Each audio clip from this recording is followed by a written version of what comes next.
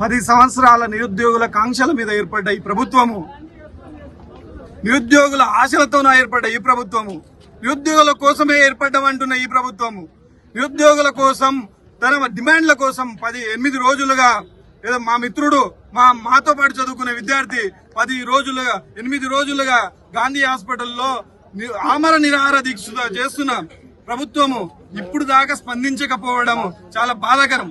అదే విధంగా ఏదైతే రాహుల్ గాంధీ గారు ఏదైతే ఇప్పుడు అపోజిషన్ లీడర్ ఉన్నారో ఆయన వచ్చి పెద్ద ఎత్తున నిరుద్యోగులే మా ఏకైక లక్ష్యము, ఈ తెలంగాణ రాష్ట్రంలో గత 70 సంవత్సరాలుగా ఎవరెవరినో తరిమేసినాము, బెంగాలను తరిమేసినాం, బీహార్లను తరిమేసినాం, ఆఖరికి ఆంధ్రాలంగిళ్ళ తరిమేసినాం.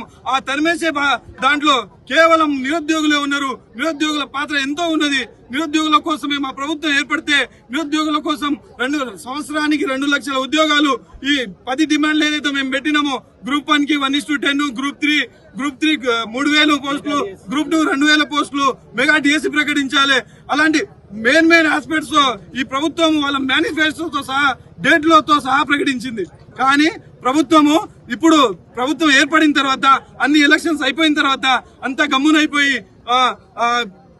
గవర్నమెంట్ ఎలాంటి 10 రోజులు 8 రోజులుగా దీక్షలు చేస్తున్నా, ఎంత ధర్నాలు చేస్తున్నా, వాళ్ళ ఎమ్మెల్యేలను మంత్రులను పోయి రిప్రజెంటేషన్ ఇచ్చినా ఎలాంటి పట్టింపు లేకుండా ఓ ప్రాణం పోతే మాకెంత, తెలంగాణలో ఎంతో మంది చనిపోయారు ఈయనెంత అన్నట్టు మోతీలాల్ నాయక్ ని ఇట్లా పట్టించుకోనట్టు ఉన్నారు. కాబట్టి మేము ఒకటే డిమాండ్ చేస్తున్నాం ప్రభుత్వానికి, ఏదైతే ప్రభుత్వం రేవంత్ రెడ్డి గారి ప్రభుత్వం ఎప్పుడైతే ఏర్పడ్డదో నిరుద్యోగుల సమస్య మీద ఏర్పడ్డది. కాబట్టి నిరుద్యోగుల సమస్య పరిష్కరించకపోతే మోతీలాల్ నాయక్ కి ఏదైతే 8 రోజులుగా దీక్ష చేస్తున్నా వీళ్ళకి చీమకుట్టని పరిస్థితి ఇట్లా ఉంది. కాబట్టి మోతీలాల్ నాయక్ కి ఏం జరిగినా ఇట్లా ఏ చిన్న ఇన్సిడెంట్ జరిగినా ఈ గాంధీ హాస్పిటల్ నుంచి ఎటు వేరే ప్రదేశానికి తరలించిపోయిన ఈ ఉద్యమం మరింత ఉధృతం అవుతుంది.